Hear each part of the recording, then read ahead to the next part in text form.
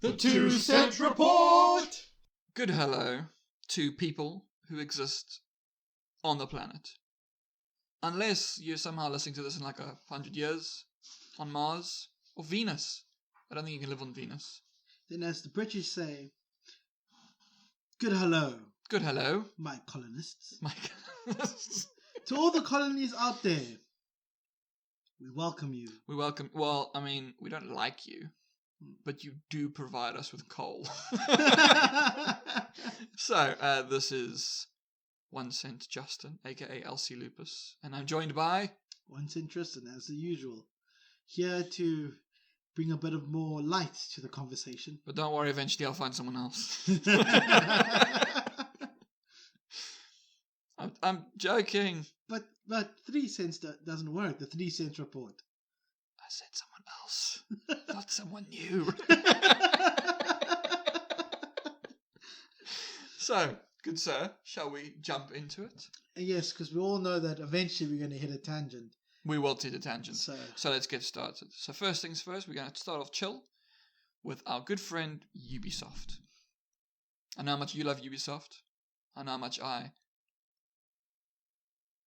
mention them.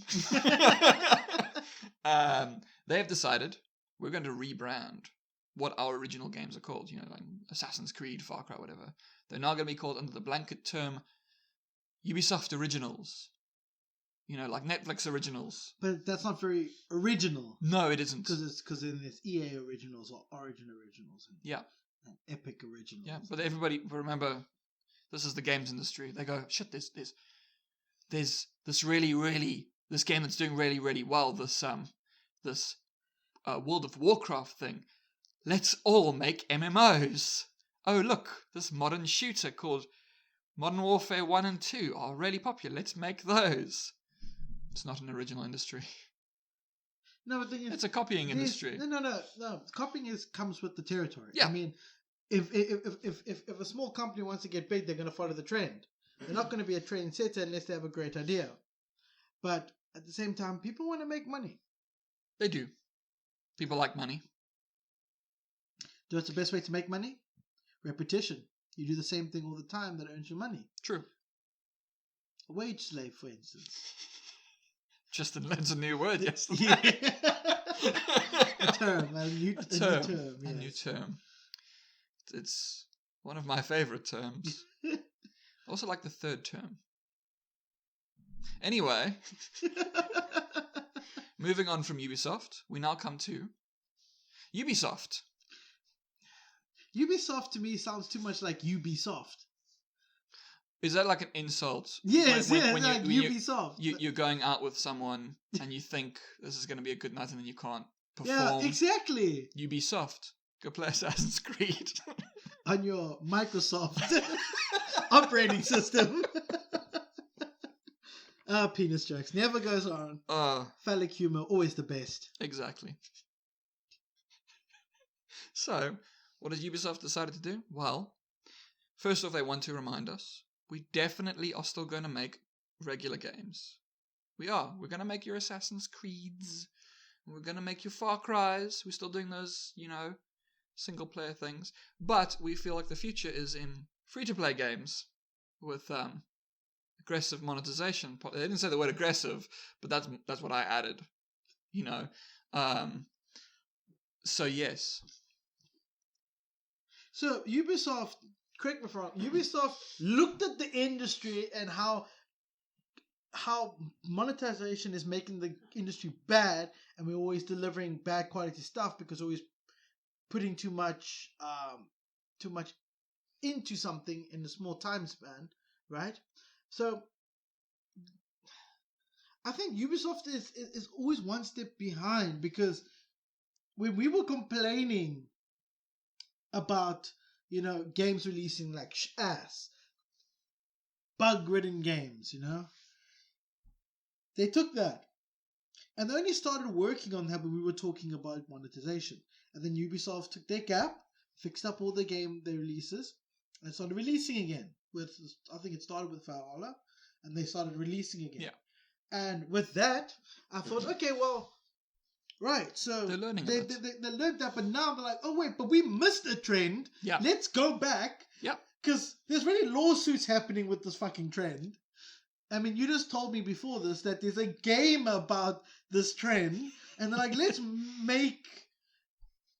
follow that trend, and like, the games I play are already like that. I'm playing For Honor. I really have to pay for shit that I want. But Tristan, they're French. They are going to bring some art and culture to loot boxes and gambling mechanics and aggressive marketing towards children. Yeah, the thing is, they make one thing good and they just FIFA the graphics. Yeah. Assassin's Creed is just, thank God their story team still knows what the hell they're doing. They're still actually working for their money. Yeah. Because everything else is just an update. Yeah. So yes. They hit a golden egg with that whole Animus crap. Where they could just grab stuff from any pass. Yeah. But then... And Far Cry, I'm not even looking. After playing 5, I realized that it is the utmost repetitive, or what's the word I'm looking for? I feel like I trudged through that game. It's tedious. I still want to play it just because of the whole Christian dynamic, but I still haven't played it. That's the thing that caught me. But the problem is you get dropped in this world. There are 3 bosses before you have to fight the main boss. Yeah, which is the same as Far Cry 4. Yes. Yeah. But with this, it's a 3-step plan. You do something to piss the boss off. That's your one. You do something again to piss him off. That's the next one. So the first time they respond by insulting you. The second time they send someone to deal with you. The third time, you fuck with them. You get to them. You see them.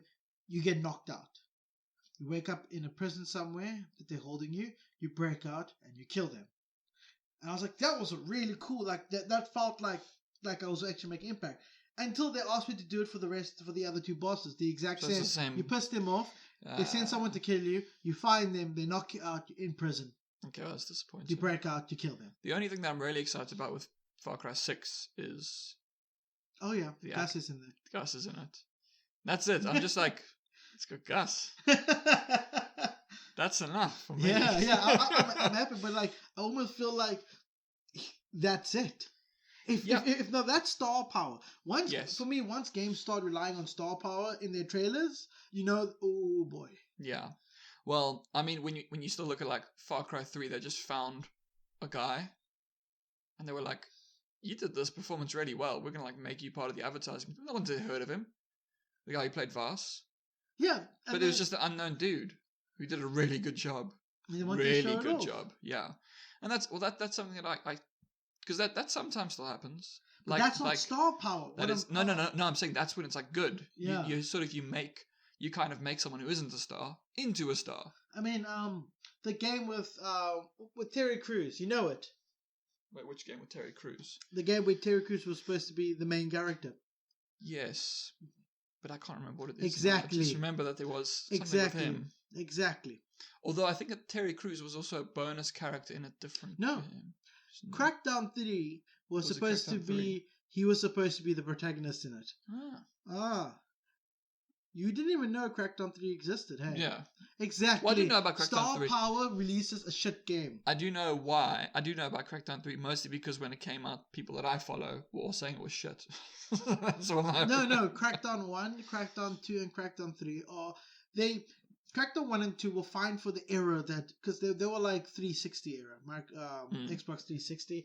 And it was fine for what they were doing. It was like, something to pass the time. Or if you're into something more, it flipped. It's like, think of GTA, but you play the cop now. Yeah. So it's like, okay, but it's not very good.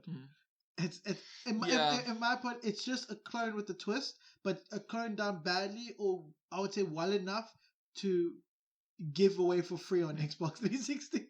It's like True Crime. True Crime was also like that. If you ever played True Crime. No. It was also, it's GTA clone, but you play as a cop instead. Except that somehow you can still run over pedestrians and shit and not really get in trouble. No. That's it with Crackdown. You're an agent. That when you run over somebody, you just piss off the police. Like you should call me in. Yeah. Take away my badge because I'm running over pedestrians.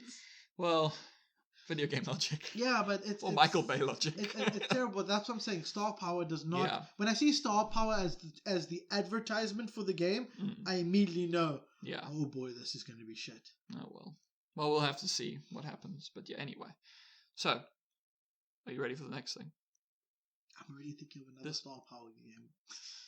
Well, the next thing I want to talk about has the word star in it. Okay. So, good segue. No, it's a terrible segue, but okay. Fuck you. Now, this is probably more interesting to me than to you, possibly. But they're making a new Stargate game. I didn't even know there were any Stargate games, but apparently they're making a new one. It's an RTS where you play. I still need to watch that, actually. I really enjoyed Stargate. What I like about it is that it's not like...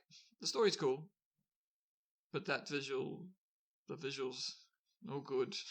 It's like Doctor Who kind of early Star Trek. Well, no, not that bad because it was the 90s, so not that bad. But it was great because they were just like, so we're just gonna put like these people in makeup, and then he's a Egyptian pharaoh, and then there's just like guys in military outfits around him, and you're like, this is great. So it's basically what I find funny about this is that they say it's set in like season 7 and 8 or something. In my immediate thought was the bad seasons. Maybe they're trying to make up for the badness of the season. Maybe it's supposed to be like, because at the end of there's like a big confrontation thing, so I think it's supposed to be Earth versus them. So it doesn't really, the early seasons don't really lend themselves to RTS. It's like a small team, it's like 4 people. So a 4-person team. Yeah. That do what? They basically go to different planets. Oh, so a 4-person team that go to different planets. And what do they do in those planets? Investigate, explore, and sometimes shoot people. So Borderlands 3. Well, less zany. It's jokes. But, wow. It's a looter shooter. With 4... You could make it a looter exactly, with 4-player co-op. Except that they're usually going there to not wreck shit up. They're mostly going there to explore, and sometimes they deal with hostile life. And so that's the twist. People like survival games. Yeah, so it could be like that. You see, but that's the thing. That's why I'm like, that would work. So when I heard RTS, Stargate, I was wait, RTS? Yeah, I was just like... Not turn-based RTS, like... No, proper RTS. It's a proper... So battles between them. So when I saw that, I was like... And then I saw later seasons, and I was like, I suppose it makes more sense in the early seasons, but you could make this like a third-person shooter. Yeah, or even a first-person. Yeah, like a squad-based shooter. You could do that, but I'm like, okay, well, interesting. I think RTS is we've had this discussion before, like RTS, I'm not really interested in any new ones. I'm more than happy to be like, I'll replay Age of Empires and Empire Earth and Warcraft 3. The ones like Red Alert 2. Whenever I hear about a new one, I'm like, I don't really care. The problem with RTSs right now is that they started to die out, and then they had, let's bring back the RTS. Yeah. But my problem is a lot of the new ones, especially the indie ones, this is going to be exactly like that game. Yeah.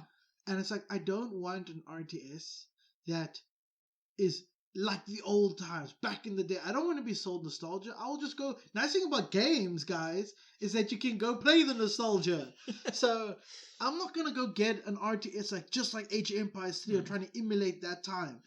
Why? I've got that to go to. I think that is also why I'm like, I know I still haven't played it, and I know you do like it, but like Company of Heroes, I'm like, if it's a lot different to other RTSs. It's amazing. Yeah, but it incentivizes, like, there's no base building and stuff.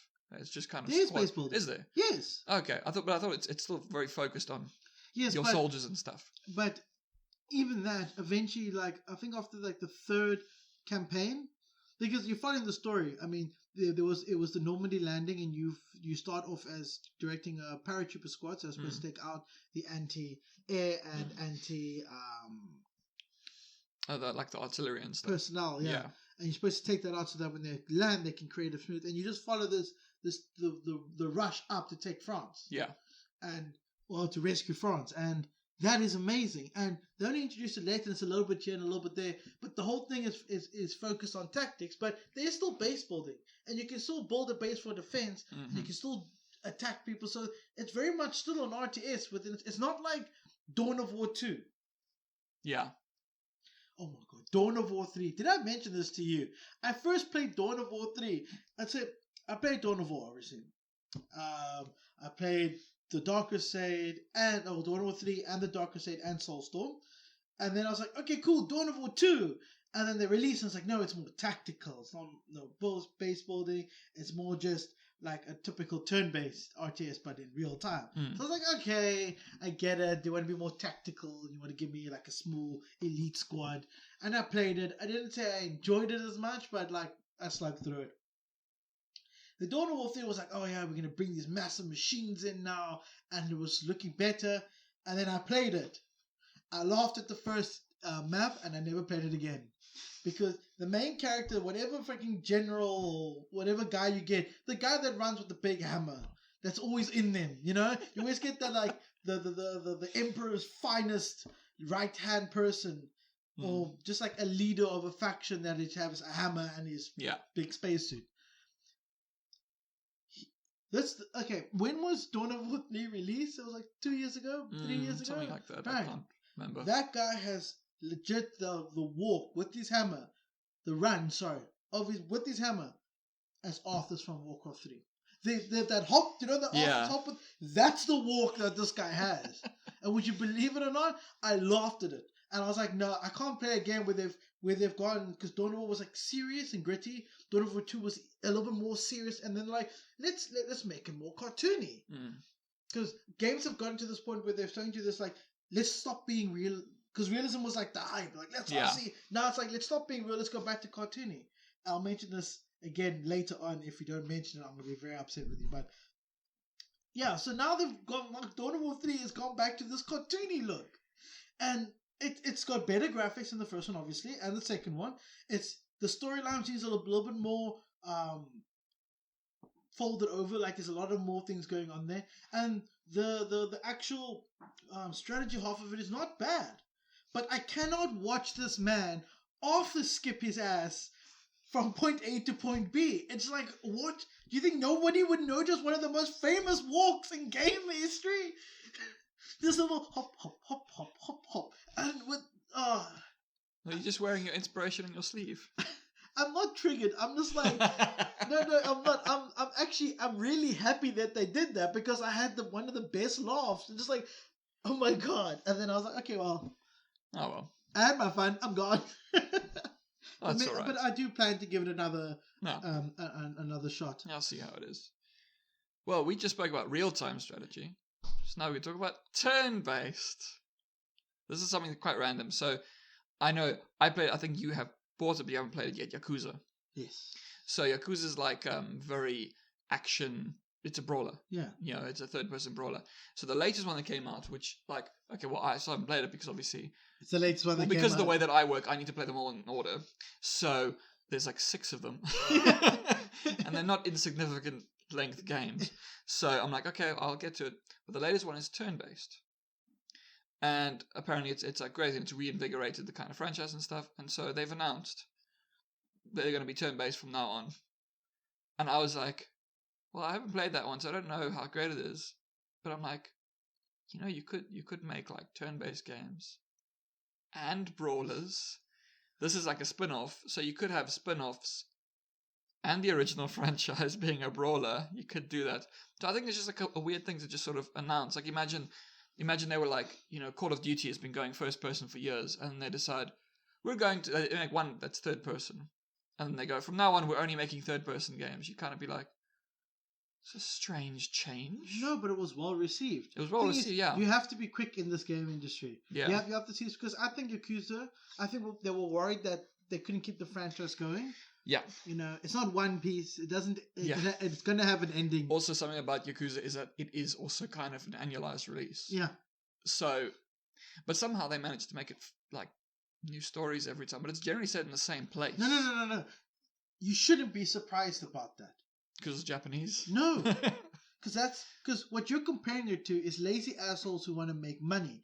What they have there is actual game developers working on a franchise. And it's like a long-running. But that's what I'm trying to say. It's saga. actual work. People actually putting their heart and soul. Just not, we're just going to release the game the same. Just a texture change. Also, something that is quite funny because even they fell into the trend back in the day because I think there's like 6. Is there a battle royale No. version of Yakuza? This is an older trend. So there's like 6 or 7 like main ones, and then there's like a bunch of spin-offs, and one of the spin-offs is a zombie game. So that trend, yeah. That trend, that was from a couple of years back. So they even had a zombie one, and you're like, maybe one day they've always been single player, so they wouldn't be a battle royale. They're single player games. So I want to mark those words. I'm gonna right here digitize. We are marking those words. We'll see. We'll see. Who knows? The resurgence of like the comeback of the battle royale games might be battle royale, turn-based RTS. Be fascinating. World chess.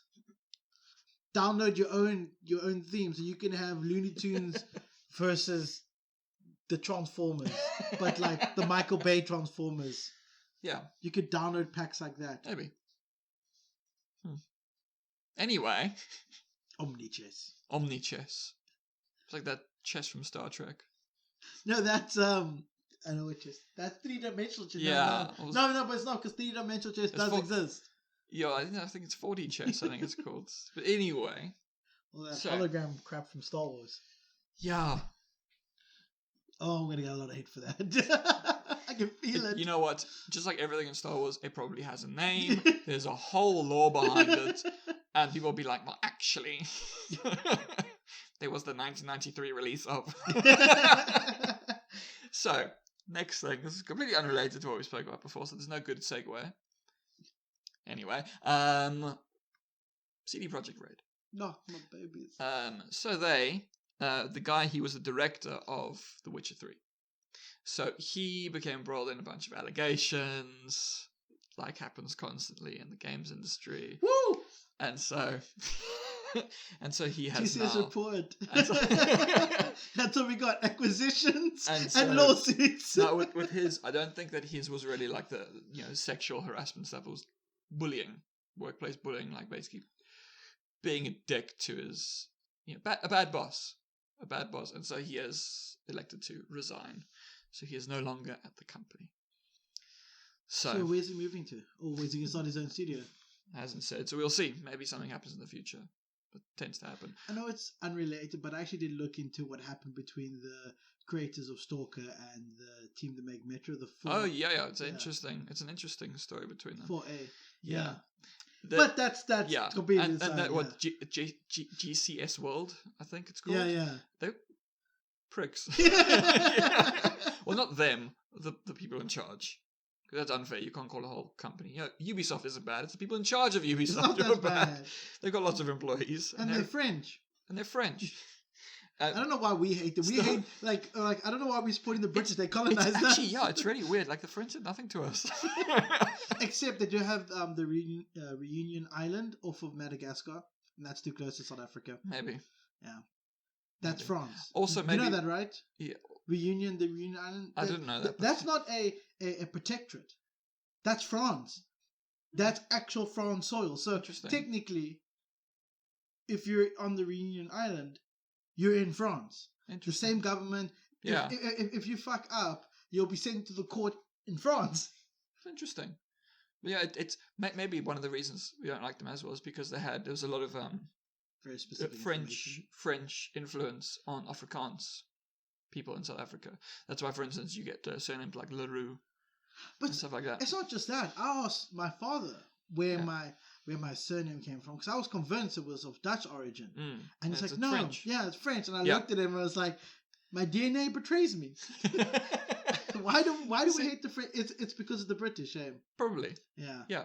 Well, it's a long running feud. And here we have our Earl Grey with our croissants. So anyway, now we get to the fun stuff. So I don't know how much you know about the Epic versus Apple thing. I think this happened before we started the podcast. I think it was explained to me by a YouTuber at some point in my YouTubing. So should I do a quick recap? Yes, let's do it. Okay, so basically, Epic decided, you know what we should do? we should just say fuck you to Apple's terms of service. And they had monetization inside Fortnite that did not go through the App Store, which meant that obviously that Apple was not collecting revenue on it, but that's, the user agreement. That's how it works. So they pulled Fortnite off of the App Store. And then Epic retaliated with like a whole campaign to go after them. And they try to make it seem like it was something like, we must respond. But they had a trailer like ready that they uploaded, and so they knew this was coming. Yes, they prepared, and they even made like a whole tournament thing on Fortnite based around Apple and stuff. So you're like, this was not just that you were preparing. You wanted this battle for this. So now the actual court case has started between them, and now court cases stuff. Companies are so spiteful. Oh yes, things go public when it comes to court case. So we finally have some very interesting. So the court case isn't the thing we're going to be talking about today because it's still ongoing. So there's no real point in talking about. But the evidence that's come out. But stuff that it's not evidence. This is just information that we didn't have. For instance, we now know how much money Epic has paid for those free games. Oh yeah, oof. So did you see anything about this? They were hemorrhaging money. Oh yes, we talked about hemorrhaging, but we didn't talk about how much. No, I think you did. Offer a ballpark they were number. big. They were big, but these like the kind of thing. So it would be. Is that a table? Oh yes. Oh my god. There's a full table, so it's every single one of the titles. I think it's for the first while, and then it tells you the name of the company, the date, whatever, how much money they were paid for it. So entitlements and buyout price. Buyout price, obviously, how much they paid for it. And then how many Epic accounts were made when that was released. Yeah. So they're tracking it. And how much money they got back for every dollar they spent. So, some of these, for instance, the first one was Subnautica. They paid $1.4 million to have Subnautica for free on there. I think that's the biggest one. Oh, no, it's not the biggest one. Batman Arkham was the biggest one. $1.5 million they paid for that. But I'm not playing that. Yeah. Like, I want you to play it, and then I was like, oh, there's news about Batman on PC. But there's all these things, so it's like, it's very interesting, like the amounts they paid for these things. There'll be some of them, for instance, like Super Meat Boy, which is quite old. Yeah, so they only paid $50,000 for it. But it's also very indie, so. It's very indie, yeah. So Subnautica, though. But Subnautica's quite new. Yeah, but Subnautica's also a AAA. Yeah, but it's still an indie, but it's like a bigger indie kind of thing. Because I think it was still made by an indie studio. So basically, let's say which Subnautica, because obviously that was the first one. It got second most accounts. 600,000 accounts. What was it? 800,000. God, this is 600,000. 604,000 new accounts were made. So basically, it cost Epic $1.74 for everyone that joined. That's how much essentially Epic paid you to join. If you go by, how much it costs. So it's So they're basically buying. They're buying customers. Yeah. Yeah. But the customers are not there. The thing is, the customers, once they're there, they're not there to buy games off your store. That's actually that's not the shitty thing. But I think they put out. It was a bad strategy. Yeah, but how much they pay for Borderlands was a big thing. The Borderlands must be released on Epic first. Yes, this is for the exclusivity. So it was, I think 115,000, but that's just for so obviously they don't get the money. That's not free. That's just exclusivity. Yeah. So it can't be sold anywhere else. So they're spending a lot of money to try and fight Steam, and it's not working. I mean, the engine is good and it's making money, but Aina. Yeah. So they were paying a lot of money. And that's why they probably didn't want to give anything to Apple. In 2019, they spent $542 million. $500 million for exclusives and free games. Just a thing, if anybody wants to spend that kind of money, I've got a great idea. You can invest in my fund. It's it's my GoFundMe to live a nice life. That's it. I'm not gonna. I'll record it if you guys want to make a YouTube channel of me spending your money, but please if you need to. If you need something to watch, send me $1 million and I'll give you the best entertainment of your life. It'll be great entertainment. Yeah. We'll do it. But yeah, so that's interesting. No, it's very much. It's because it's you know, I mean, I haven't really looked at tables in a long time. So you look at these things and you're just like, my God, because it's a lot of money. So it's 542 million for 2019, 444 million 2020, and so far obviously 2021 is still ongoing. So it's only so far been 52 million. But what are they earning? So this is what they say. They say how did expected lifetime recoup, how much they expect to get back of that. So 2019, that was a 542 million. They expect to get back 60% of it, so not 100% of it. And then 444, they expect to get 82% of it, and then 90% of the next. But this is lifetime recoup. Yeah. So this isn't like they expect to get it back the same year. This is lifetime. They're expecting how much of their money is going to come back. They're paying for it now, so that later on it comes back to them. But you don't join it. Like my thing was, you didn't join Epic to buy the games on Epic. You went on Epic to get the free games. I haven't bought a single thing on Epic. Neither have I. But I have like 100 games on Epic. Exactly, and that's their biggest problem is that they didn't. And the thing is, the worst part is they came in with a shitty launcher. That was the worst thing that they could do. I know. It's still shit. Didn't come in with it. It's all shit. It still hasn't been fixed. A few days ago, I found out that Origin is still active. But I thought it had died because of the Steam deal. And how I found that out is because I got Star Wars Battlefront 2, and it was free on Epic, and I decided this week let me install it. So I said, download, and I said, no. Before we download this, we need to Origin. Install Origin. Okay, fine. Origin is still installed on my computer. Goes into it, and then it starts downloading on Origin. And I'm like,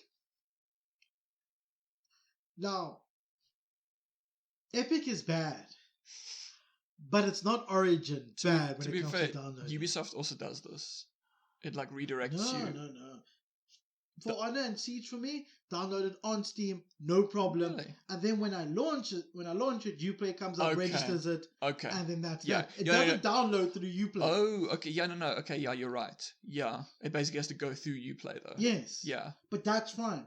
But don't take me from your shitty launcher to another shitty to a worse launcher, because everybody knows that if you start up Origin, what's the first thing that happens? It does an update. What the fuck it's updating? No one knows. Yeah. But it does an update.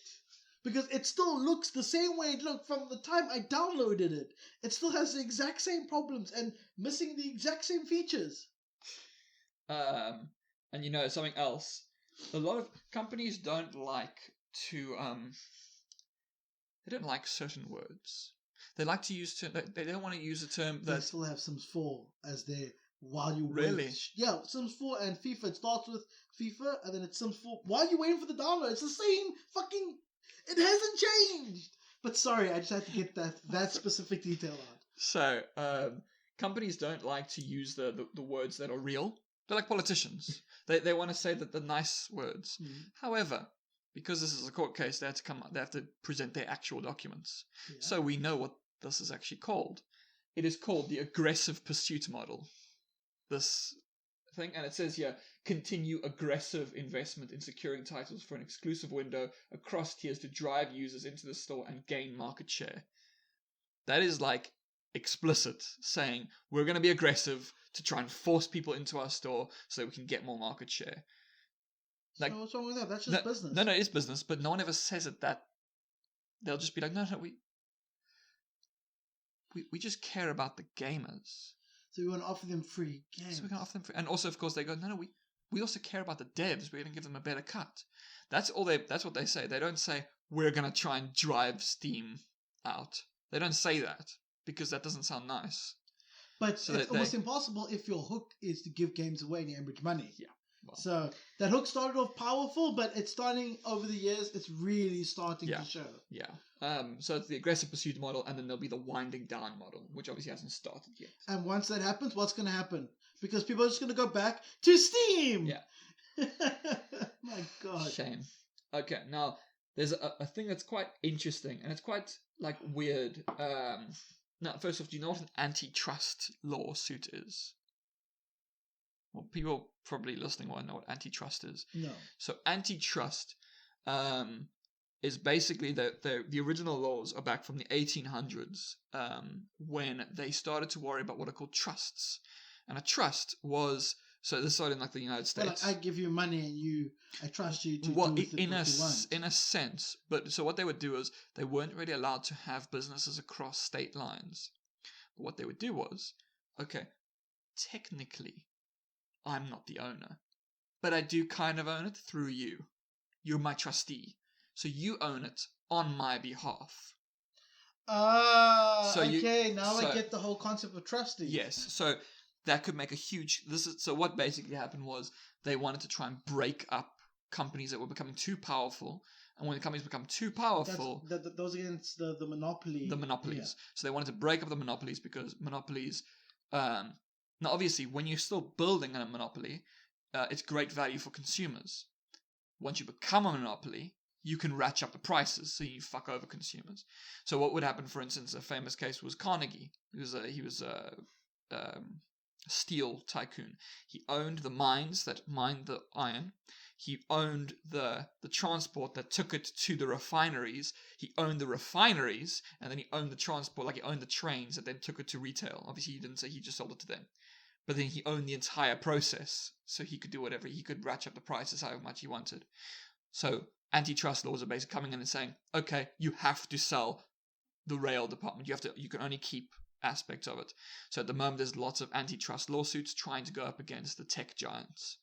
Because they're like, no, Apple, Microsoft, and Alphabet have too much power.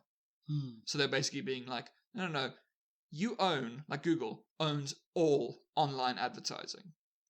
Google Ads is like the biggest one. You know, they own all of it. They own the search engines. They own pretty much most email, you know. So they're like, no, you have too much power. So they're trying to break them up. But that's kind of funny because when I look at Google, right, I look at, they came up with one thing and they just added features on, and then it was so good that people gravitated. Is it their fault that people gravitated to it? So why should they be punished for their monopoly? Yes, no, that's a free market idea. I would only be like, for me, okay, you only become a problem once you start abusing the consumer. But so long as you're not abusing the consumer, but obviously then you get the real currency of the internet, information. Yes, and then that's the big thing. All of these companies are basically harvesting thing, except for Apple. Apple doesn't really harvest user info. They don't sell it, but a lot of other ones do. Facebook sells. Google sells. Apple's probably easy to hack as well. Shame. But basically, so what happened was this guy, it's called Wolfire Games, a guy named David Rosen. Never heard of either of those before, but anyway, he decided that he's going to take legal action against Valve, because Valve is essentially the PC monopoly. Yes, there's Epic, but we just spoke about Epic, though. They're not really a competitor to Steam. At least not yet. Leave Valve alone. So they're trying to go... If you fuck up my Steam deals... because you see, my Steam games, if I die, I'm going to hand my account details to my children. And if they die, they will hand the account details. I want my account to become a family heirloom to games you could play in the past. And if they fuck up with my Steam, I mean, I'm not going to expect my child to buy all the games I already played. Just use my account. Hell, set up my account like Netflix. Can I add 2 people onto that account to play?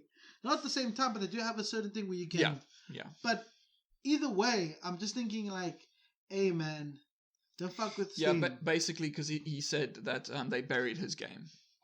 That basically, you know, like game was released, but then it just got buried by like the algorithm and all that kind of stuff. And there's nowhere else to go. There is. First of all, publishers. They're the OGs, they started all of this. Yeah, they come with problems, but before we had Steam, we had publishers that used to make physical copies. But for indies, that's not really an option most of the time. But what indies had, they still had they had a connection with the platform.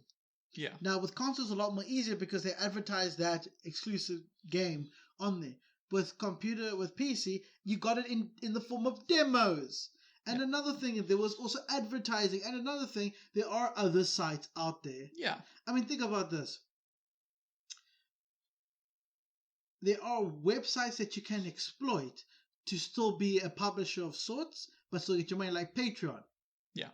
If you become my patron, I give you my game. Therefore, you subscribe and you'll have access to my game. But you're not paying me for my game. You're paying me for my subscription, for your subscription. Now, in that way, you throw off the publisher's benefit because they've now constrained themselves to a set commission. That is a little bit of a plot hole that you can use in order to produce a game without a publisher. Yeah. Crowdfunding, but crowdfunding done in a smarter way than the crowdfunding, because even the crowdfunding was set up for the long-term gain, whereas Patreon is set up for the immediate gain, which is way more lucrative if you go with Patreon than if you go with a Kickstarter or something. So with that said, there are other places. I get it, Steam's the big one. Yeah. But there are other places. There also are sites that dedicate, there are channels, groups, Reddit, subreddits, all dedicated to focusing on indie games that either if it's free or if it's not, but you can advertise in that medium. No, that's what I think. I don't think that this would be an antitrust case. I don't think it'll work. But bitchy. But the thing about it, that because it doesn't really have anything to do with any publisher, any platform, whatever. There is just too much content out there. It's the same as, like, say, YouTube. If you start YouTube, you're like, well, how do you grow a channel? It's a very slow process unless you somehow manage to get something that's like a viral hit somehow. And even then, if you don't exploit that algorithm, there's also like that Netflix algorithm where it will feed you the things that it thinks you would like. Yeah. And there might be other content that the algorithm might not know you like, but it will never show it to you because it's constantly feeding you. It goes so in your face that it will feed you episodes that it knows you've watched because they have a bar at the bottom, but it will feed it to you again and again and again. And you're like, no, it's very true, but I think it's just the big problem here is discoverability. Yes. There is no discoverability. Stop being bitchy. Advertise your product. Yeah. So I don't think this will be an antitrust case. But when I saw that, I was like, no, but that's a problem I would have. Yeah. If I eventually release a game. Yeah. I would have that problem because I'm a shit advertiser. Yeah. Which is why I would have somebody that would either advertise for me or I'm going to have to learn to suck it up and advertise. But don't be bitchy and start a case. Yeah. So we'll. Is this person American? Probably. I'm sorry, but you Americans, you sue about every little thing. Yeah, they do sue about everything. But we'll see what happens. Maybe it never comes up again, in which case probably... Maybe I should sue our government for taking away our electricity. I think our electricity's going off in 2 hours. 10 o'clock. Yeah. Oh, it's 10 o'clock soon. Okay, guys, well, it's 8 o'clock now, in case you're wondering. We have some time. GMT +2. So, it's time for 2 acquisition stories. I'll talk about the one, and then acquisition cars. Acquicast. I'll talk about the one. And sounds like a Pokemon. And wonderful, Tristan. We'll talk about the other one. So the first one is Chartboost being acquired by Zynga. So Zynga is a very big mobile giant. I know Zynga. Yeah, you know Zynga. So Zynga, they fuck. Zynga made... Yeah, they do that as well. They do that too. Zynga made... Oh, I forget what they make. They make Farmville? Let me double check. I think Zynga made Farmville. But Zynga is also... Well, they probably own the makers of Farmville. I think Zynga was their first big one, I think. I'm just going to check. Zynga was their first big one. You are tripping over your words today. I am. Be gone. Farmville. Yeah. Farmville, so they made Farmville. And yeah, I mean, they're huge. They're huge. And they've now acquired a thing called Chartboost, which is basically it's a monetization platform. They advertise and they monetize things. So they've acquired them for $250 million. And that it's basically just to help them facilitate continued free-to-play microtransactions. And so they're basically trying to just ramp up their, already aggressive business model. So it's, that's what they've acquired. And but it's like those people that do the like farms. Yeah. Right? where you pay somebody for likes or for upvotes or whatever it is. Yeah, like the chat view bots and things like that. Yeah. You pay them, and then you get, in some places, you get actual people that have got like 60 phones in front of them that are just liking everything, right? Yeah. And what's crazy to me, right, is that I could do that because Gmail only asks for me to confirm my phone number, but my phone number can be attached to multiple accounts. Yeah. So, although I think it's a bit harder in South Africa specifically because we can't get burners. You have to register your phone with Rika. Yes, with Rika, right? Yeah. But you don't need a SIM card in your phone to use the internet. That is true. And I've got a Gmail account, which now I can make an account on, say, Twitter. Yeah. And therefore I can pump out likes. Yeah. You don't need a SIM card. Yeah. It's compulsory to, if you're going to use a SIM card, have it Rika'd. Yeah. But you don't need a SIM card to do that. Whereas in the States, you can have burner phones. You could just buy 100 phones and 100 SIM cards. Yeah, but I don't need to because I can have one computer and thousands of accounts. Yes. Create an application that works all of those for me. Now, the thing is, what I mean by those is that the best way to get yourself views and likes is to purchase one of those farms. Because they can't say no to liking your stuff if you own them. Yeah. That's clever. So that's why Twitter and Instagram have such powers. Because I'm pretty sure, all social media probably, but I'm pretty sure that those two actually own. Like, because you hear the people that are actually, like, people get called out for purchasing likes and stuff and upvotes. And you're like, okay, fine. But I'm pretty sure they own like farms and they go to their content creators. That's very possible. Like, hey, get the booster pack. People will like you. Yeah. And how do they ensure that the people buy the booster packs? Because the first booster pack is probably not even actual people that are boosting these figures. You can, I know on Twitter, and I know this because I follow an account called like Sponsored something, but this account literally just reposts funny sponsored content, but like anyone can pay to sponsor it. You can just put out a tweet and be like, I want to sponsor this. And then you pay for it, obviously. And they'll just put it on people's feeds. And sometimes people doing random shit. Like one was it just said something like, I've decided to sponsor this tweet so you have to see one less ad. Yeah. Just people just doing shit like that. Yeah, things. Or people who think they made a funny tweet so they want to sponsor it so it gets more reach. But anyone can pay for that. It's just advertising. But, yeah. It's still... The thing is, that's the thing. And then you get the real, like, YouTube-like stuff. Which I believe, maybe I shouldn't say it, because this is going to get uploaded to YouTube.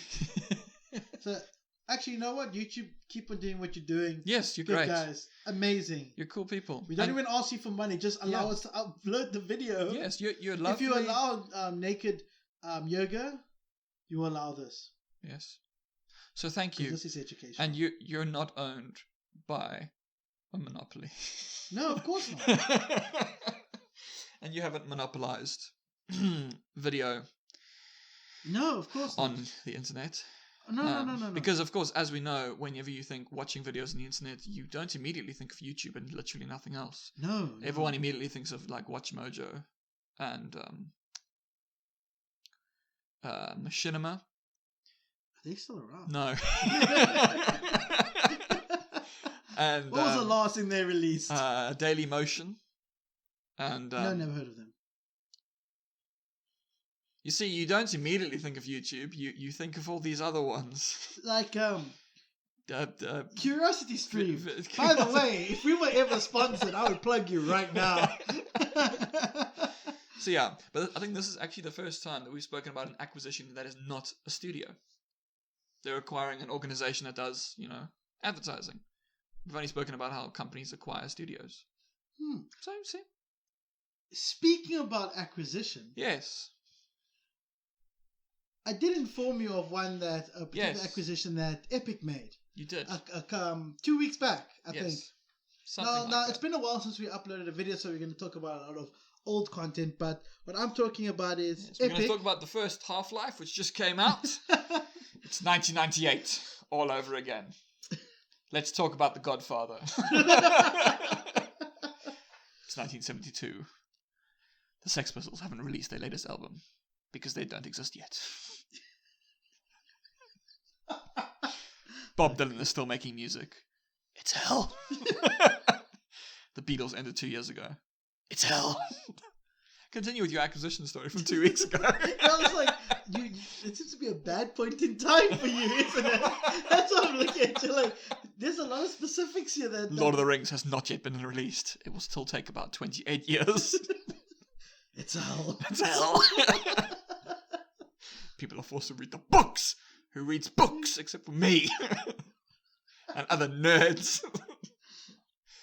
You guys are a special type of nerd. I think we need to break you off into a sub-genre. How dare you? Sub-branch. Dare you? Disgust me. Tell us about your acquisition. I was just about to insult you. But anyway, so the acquisition I'm talking about is Epic buying ArtStation. Now, for those who don't know, ArtStation is essentially a platform for 2D and 3D artists to show off their work and to do business. They are a commission-based community, so I go onto ArtStation and I find somebody that has a nice portfolio, and I ask them if they're willing to make me something, and obviously I'll pay them. Or you could simply just put your ad out there saying that you want somebody to do something for you, and you'll pay them, and they will reach out to you. The most important thing is this is a place where artists are protected and they can get paid. Now, after speaking about Epic and the hemorrhaging of money, you'd think, yeah, it seems like they're going to beat up the old artists and exploit them. But this is not it. Epic is taking a stand against the treatment of artists. And not so much obviously they have a very big policies on the artists inside studios, but freelance artists are also being abused. When it comes to payments and all kinds of things. I mean, who doesn't have a friend that is an artist and that will complain about people asking them to just draw them something for free? I would draw things for free. No, you wouldn't. I would. No, you wouldn't. They wouldn't be good. Yes, exactly. But I would draw them. Yeah. I would draw stick figures. Yeah. And you draw things for me because you love me. Yeah, but I'm hoping that, I'll see Lupus over there hit some gold. I'll get famous and then I can plug you. Yeah, you see, so it's an investment. See, it's an investment. And it's only because you know me. But basically what shocked me more is that Epic is trying to give a better experience to the artist as well as the user. Now, one of the coolest things, before I mention statistics, is it clicked with me. We've got Epic that has the Unreal Engine, and the users of the Unreal Engine are artists, yes, but most of the time developers who will go into stores and buy assets because it's cheap or it's more convenient, because it's a mission having to converse with somebody or make a deal with a living person rather than going into a store and purchasing it. So what do you do?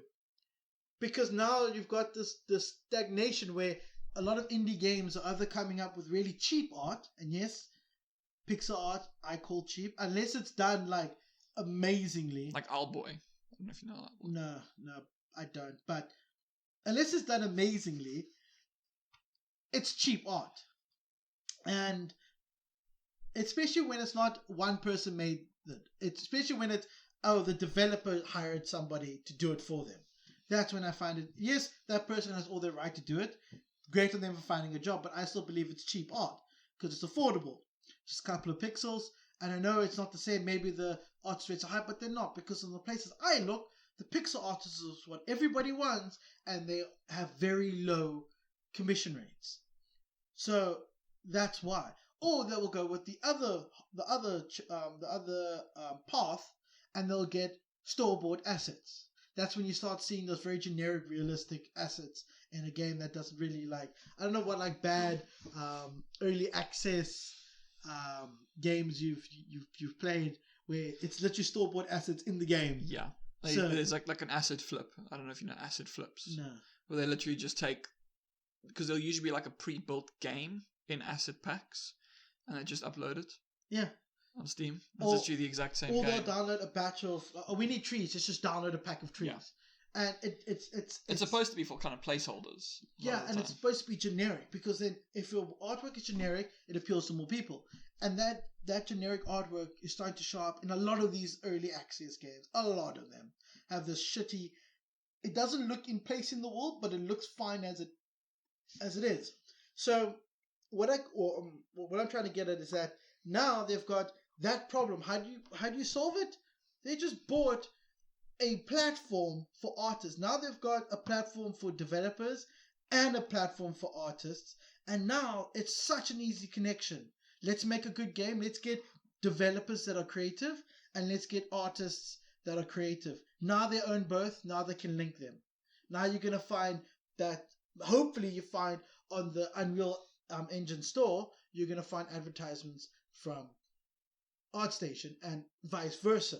You want to go on, you want to know that people that are now they have the artists on ArtStation have the incentive to make artwork for Unreal, and they are fucking amazing artists on ArtStation. So that to me alone was like primo stuff. I'm like, well done. The next thing I wanted to talk about, which is more the statistic-based part of it, is the changes, the financial changes. They're actually putting in place conditions that are favorable to the artist. For instance, the commission rate, right? I'm sorry, I'm talking a bit far back because of my phone. Go back in earlier videos and you'll find out why I'm doing this. Let me just see, I'm just putting up the stats. Okay, so basically the commission rate for if you weren't a pro user, so you're a regular user, you can sign up for free, put your artwork on and do your thing. If you weren't a pro user, they would charge you 30% of your 30% commission fee. Fuck me. Okay. 30% commission fee from ArtStation. Is that the current? No. Thing? Okay. You would think that Epic is now needing money, so now they're going for a place that has proven that it's got stability. Because freelancing isn't a very stable lifestyle, but the whole community there is stable. Yeah. There is profit to be made. It's not stable on the individual. Yeah. But it's on the collective. Yeah, exactly. Yeah. They reduced the free users' commission from 30% to 12%. Well, that's a hell of a drop. That's less than half. Yeah, which I think that's right in Epic. Yes. As on the game store. Yeah, yes. Yeah. So Epic is trying to show people, specifically Microsoft, that all the big game developers, you don't have to abuse and treat them like this. There is a way to get good content and still get paid. I mean, the better content the artist feels like creating, the more money they'll make for you in a whole in the long term, even though you aren't fucking charging them their whole life saving. Then for pro users who were getting 20% commission fee, they're now down to 8% commission fee. That's a hell of a drop. Man. No, that is. And I've also found out that Microsoft has seen this and they've also now started following suit. I think they have they had a 25% to 12% drop in their commission fees, and that's great. Like, what the fuck? Epic is actually, I'm gonna say that Epic, the accountant of Epic is decrepit. They're shriveled up and they're just waiting to die. They can't help what is happening. They've given up on life. There's no saving that person. But the HR of Epic. Oh yes. They are just. I always, that was my big thing when the Epic Games Store first. Okay, well, the Epic Games has been around for a long time, but I mean when it really had its the Fortnite when it decided to take on Steam. I just remember the big thing, which obviously they say they're doing it for the developers, but they're doing it for like clout. It looks good, but that doesn't stop the fact that it still helps developers. So you're like, they're doing it because they're dicks, but what they're doing is still good. Yeah. So you're like, this is worker right stuff. This is great. Like, you're actually supporting the people who make the shit. And I'm like, that's fucking awesome. So yes, I don't know ArtStation, obviously, but I'm not an artist, so I don't know these things. But that is awesome. Yeah. I want people to be paid more. People should be paid more. People should actually be paid a living wage. in this country, I had an argument with my old boss about my wage. Yeah. I went on to PayScale, and I looked up my wage at the time. Yes, you told me this. Yeah. With my experience, and obviously how much I was earning. I was 10 grand.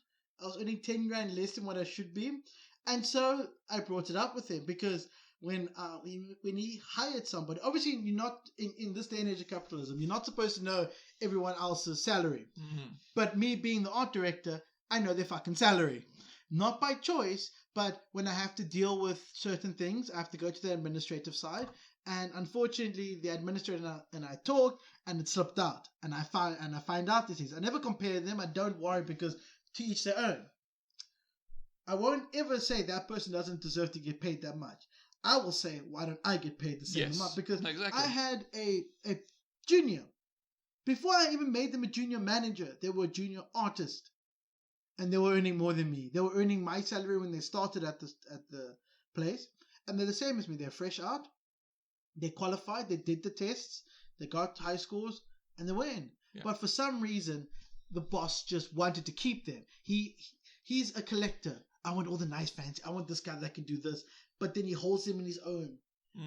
And through his collecting, he would do anything to get that person. So when the person said no,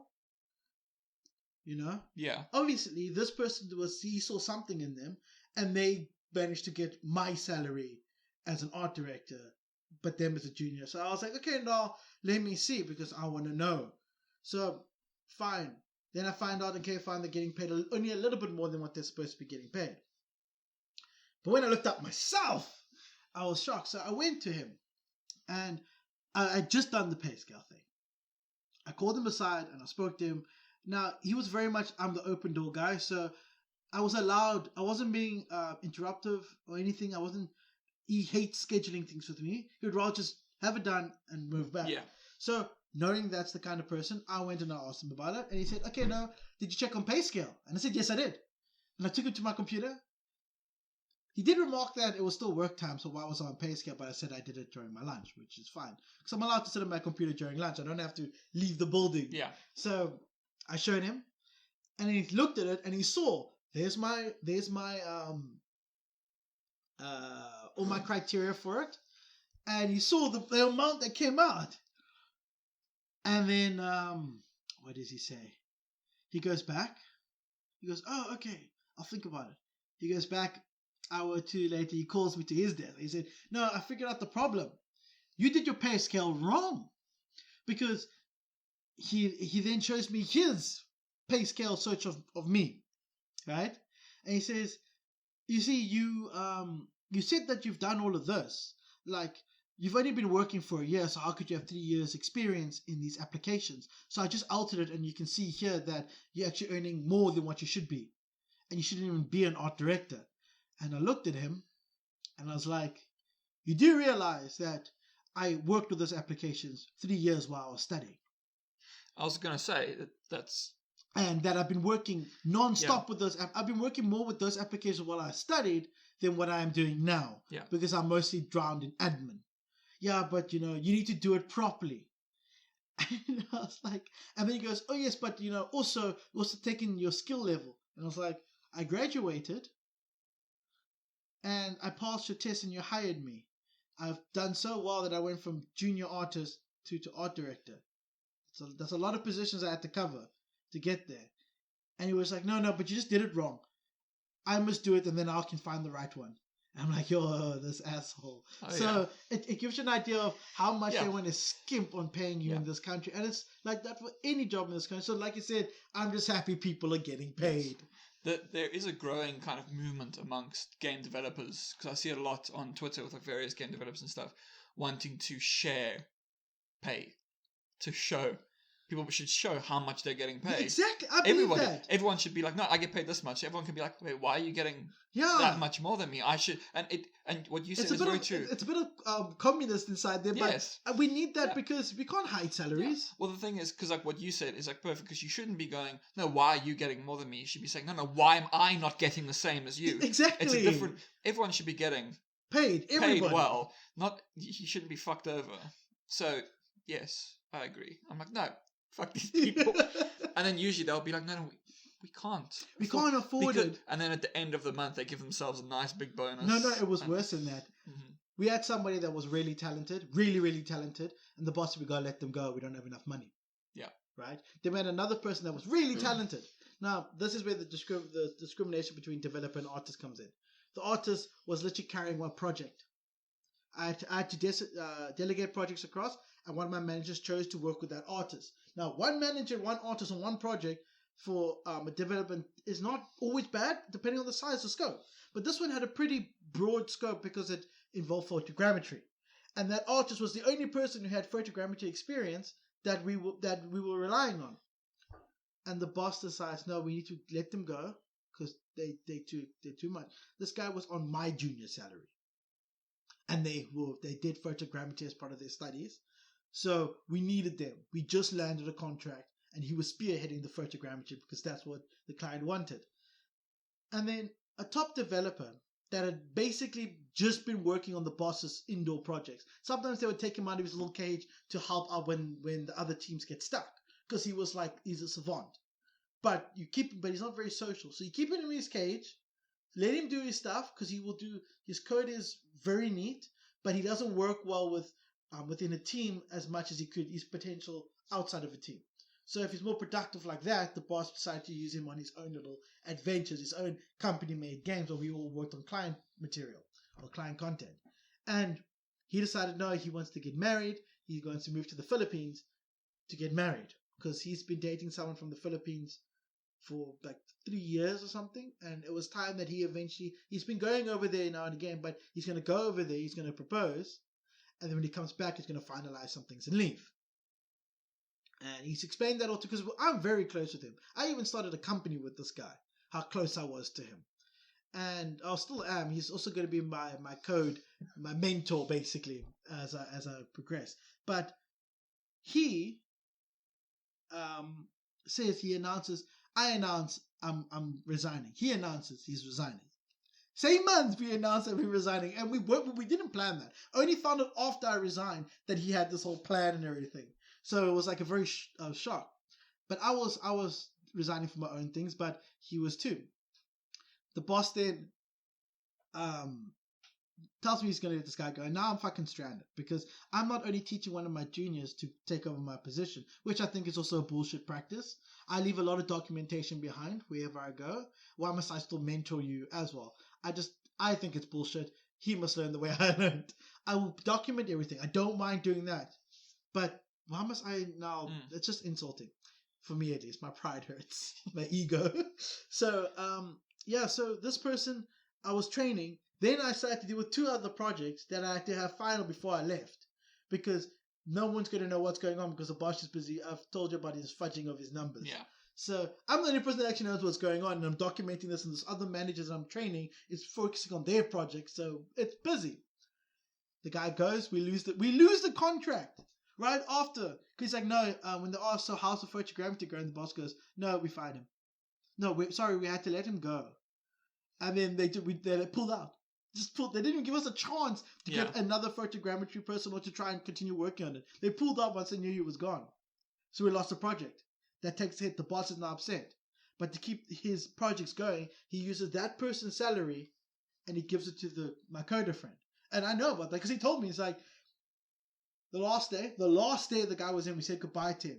And then the evening he makes me know the boss just offered me $8,000 to stay. And I'm just like, you fucking cunt. Oh my God. It's a lovely industry, isn't it? But it's cutthroat, and it shouldn't be that. No, it shouldn't. But like, no industry should be cutthroat. That's horrible. Yeah. You fucking people over. And assassins and hitmen, they need to. Okay, true. And barbers. You don't want to have a Sweeney situation on your hands. Those pies are awful. Delicious long pork. We only have 1 story left. Oh. Yeah. Yes. This is actually a follow-up. So we spoke about before. Remember we spoke about Humble Bundle. Charity case. Deciding to be like, oh, we're not going to let you choose how much you want to donate to charity. So they got a lot of backlash. Yeah. And so they were like, we've listened. We're not doing it anymore. And that's the story.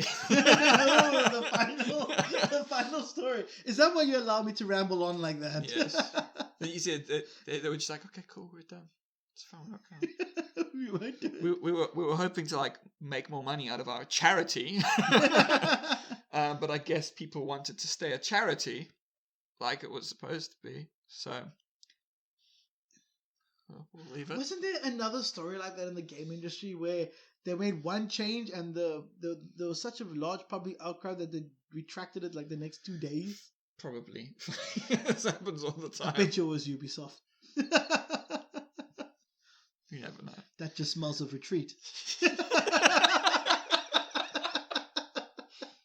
How could you say something so discriminatory towards the French? Snail-eating bastards. I quite like escargot if it wasn't rubber. But, yeah, I guess... Well, by the way, we love you French people. You're lovely people. Anyway. I can keep a straight face. Yeah, I can keep a straight face. I mean, you guys all hate us. When you hear about South Africa, you guys run away. Yeah, exactly. Isn't that place where they're racist? Yes. Yes. But there's a big difference. Our racism is better. And we have nice weather. Nice weather. Nice weather. Nice weather. Nice weather too, but nice weather mostly, depending on where you are. Yeah. If you go to Pretoria. Yeah. Don't go to the Dust Bowl. No, you go to Cape Town and nowhere else. Yeah, but we've got a caste system down here. Yeah. But at least we have pretty mountains. We got a flat mountain. We have a flat mountain. We have a mountain with actually still a really cool story. Devil's Peak. You mean the beer? No, how dare you. The story about the guy who outsmokes the devil. Oh, yes. And then Lion's Head, because it looks maybe vaguely a bit, sort of, like a lion. And Two Oceans Meet. You see, it's an interesting place. Yes, but that is a true fact. We do actually have the meat to put it to. People will tell you it's Cape Gullis. No, it's not Cape Gullis. That's the lowest point. So. Yeah. They can go fuck themselves. Yeah, it's Cape Point. It's Cape Point. That's where the two oceans meet. I promise you, it's a hour and a half walk from one ocean to the other. An hour and a half walk. And you will feel the difference in temperature. Yeah. And, yeah. You see, it's a cool place. And the thing is, we may have a high crime rate, but there's one thing you can always trust is our crime is consistent. Our crime is consistent. It won't go down, it won't go up. Exactly. It will just be a high crime rate. You come here and people will be like, okay, cool, you can go anywhere. Don't go to these places. We are, our crime is not aggressive crime like Johannesburg. Yeah. Our crime is logic. It's street smarts crime or just general knowledge crime. Don't walk around with your phone in your hand. Someone will see it and someone will want it. Yes. Don't go. If we say don't go to that shadowy part over there, Simba, don't go there because that's probably the flats. I was about to say that's probably the Cape Flats. So don't go there. It's not that they're dark people, the evil oozes out. It's just that they're the most affected by load shedding. You know, that did sound a bit racist. You're like, they're not the dark people. You know, I'm talking about dark as in evil. Yes, I understand, but you're from South Africa, so you're a racist. Yes, but my racism is different. Okay. We have a refined racism in this country. I don't hate you because of the color of your skin. I hate you for your culture and what the color of your skin represents. That's why we're racist. Because we don't hate our white people for being white. We hate them for being white people because they're bigoted. And we all know that's a trait given by the English. See, and this is said by a non-white person to a white person. I mean, we can talk about our black people, but, there's enough to say about them. I don't believe that they're all racist. I believe that they all are bred with racism. Well, I mean, so are white people. They're also bred with their racism. Everybody in South Africa is bred with racism. Yeah. It's just how you deal with it. Unfortunately, they've got the high ground, seeing as they're still roiling with they're the victims. Well, I mean, even though they run the country and they've still got the political party in charge, So they do have the political power. This was a country where. You okay? That was my stomach. It made a noise for an unrecognizable reason. This is a part of our history here. Mm-hmm. A friend of mine had their house broken into. Yes. Right? They were a white family. They are a white family. They haven't changed. They're a white family. Well, I mean, they decided to there change. was a black person. I'm not going to be like, oh, yeah, black people are crime. No.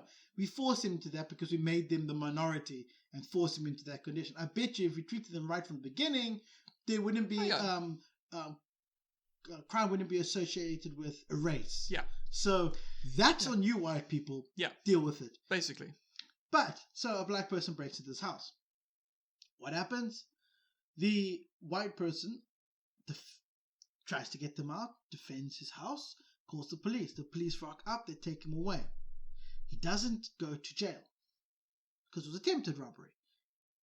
And because he ended up suing the family. Because it turns out that it was the year after they just shifted to PG safety glass. And it was a requirement in all homes for the standard glass to be made into this safety glass. This PG safety glass. You know, the one where it shatters into little squares. Rather than breaking, yeah. They had the sharded glass. And the person cut their leg on it. And they stated that, yeah, they broke in, but the family was at fault for not updating their glass. And therefore he sued them and won. Yeah. Yes. We have interesting quirks in this country where, However, person breaking in can win. However, like the thing is, what I found out from the internet is that they know 3 things about South Africa. They know Nelson Mandela, apartheid, and the final thing is white farmers being slaughtered. Also Desmond Tutu.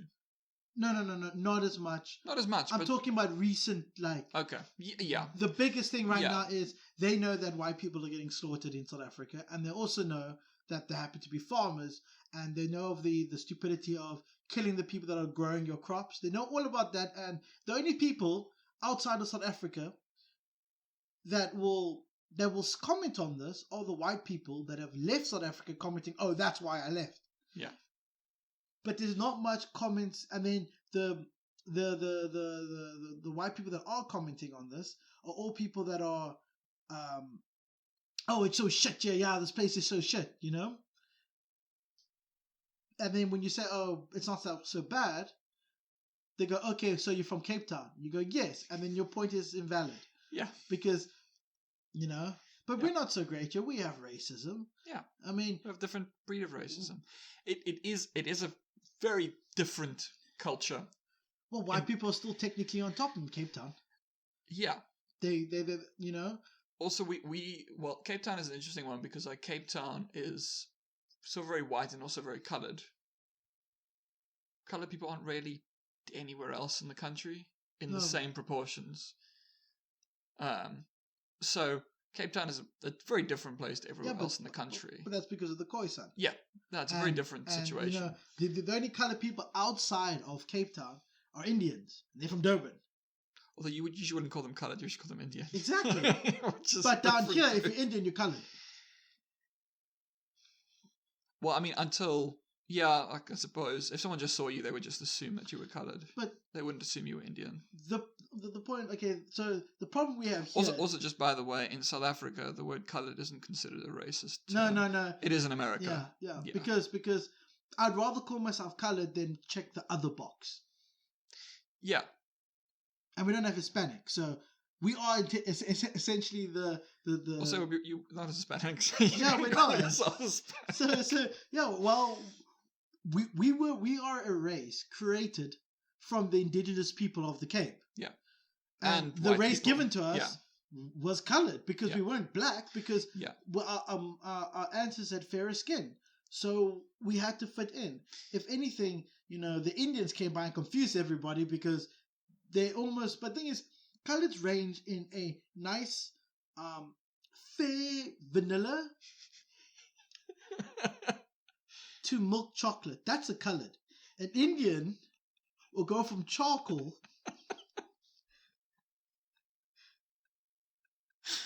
yes to tea with milk in it. And white people go from red from red like a pinkish red to like some kind of a milk. Yes, no, but the thing is, that's the difference. Like even in the colour community, no, you're coloured and you can be fine. You can be coloured and Arab or Middle Eastern. If you're Middle Eastern, you're still coloured. Because the only thing that's different, actually not really, because believe it or not, it's the color community is split between Islam and Christianity. Yes. And it's not a violent split. They get along. The communities, there's, from what my knowledge, there's been no proper religious violence between. They all want to live together. Not that I know. Half my family is Muslim, and the other half is Christian, and we still got. And also, you've got, don't you have Catholics and Anglicans in your family? I've got Catholics, Anglicans. Yeah, I'm half Catholic, half Catholic, half Methodist, all atheist. But you understand what I mean? Like, there's no division. Yeah. And the thing is, that kind of racism that breeds down here is it's in the past, and we know that people haven't given it up, but we really don't take it seriously because there's no law that like you can't oppress me with your racism unless we allow you mentally. Otherwise, your racism is just like, oh, yeah, so you're a racist. You know, the difference, I think, in like, you know, in the United States, they'll be like, no, racism is allowed under the First Amendment, under freedom of speech. Here we have specific provisions for hate speech. It is illegal to be a racist. You know, if you use racial slurs, you can be fined unless you the victim. Well, unless... Because I'm pretty sure having a political rally and saying, we'll kill the white man. Yeah. If you're Julius Malema, you can get away with whatever you want to say. And have tea with the number one corrupt president. Yeah. We have a great country. Also, we have a very, very... I don't know if you could call it racism, but it's discrimination, definitely, between white English people and white Afrikaans people. Oh, yeah. Not like each other. Obviously not, because the one was the Dutch that got conquered by the British. Yes. So, deal with it. And yeah, it's also, you know, the English people, when they fought in the Second Boer War, they were like, you know what we should do? Do you know what makes us look like the good guys? We should have concentration camps. And we should put Afrikaners in concentration camps and burn down their farms. So... the British are great. They should have continued. Afrikaans people. No, the thing is, I understand it, but man, they fucking... Like, I have it bad. Like, white people aren't racist towards me because they're guilty. They walk around with a mountain of guilt. And if they are racist, I can be more racist than they are. So I can out-racist them. Because I'm not a victim class. I'm part of the faction. The coloreds and the Asians are part of the faction that got nothing out of the deal. It was let's end the separation. Yeah, I think colored people have a very can't play the victim. It's an interesting dynamic because it is like, so black people were the ones who were oppressed under apartheid, white people were the oppressors. But you kind of ignore colored people were like a halfway, but they didn't really. We got the same treatment as the black people because of the color of our skin. Although in Cape Town, I think there was some voting allowed for colored people. But it was very slim. Yeah, face the hue had to be a certain. Yeah. So even then, it's because we were basically farm workers and general workers. Yeah. And we didn't have we were a minority within the minority. Yeah. Because you were thinking about Cape Town being the central point for them, and then the Indians in Durban. There really isn't much, and then you got the Asians that.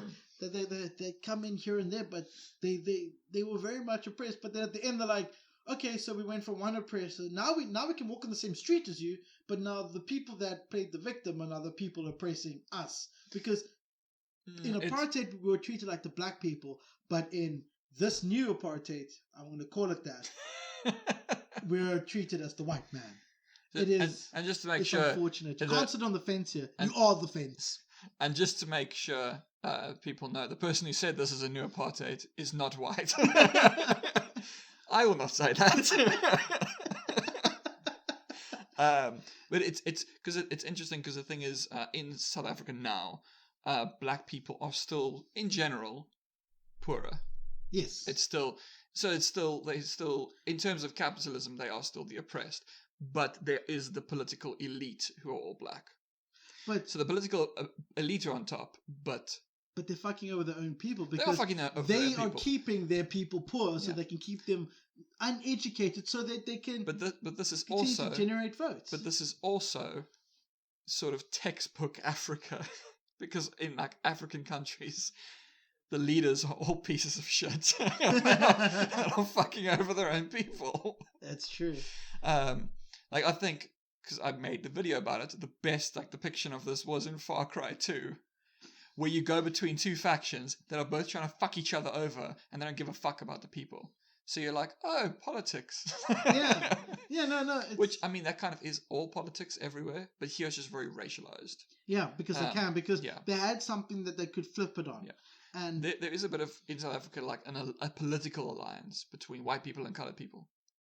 They tend to be politically aligned in terms of like the DA. They're like, the DA is like the party we go for, and then there's the ANC, which is older black people usually. The Cape Party. See, he's the Cape Party. No, the reason I think that the Cape Party is pointless is because they'll never win.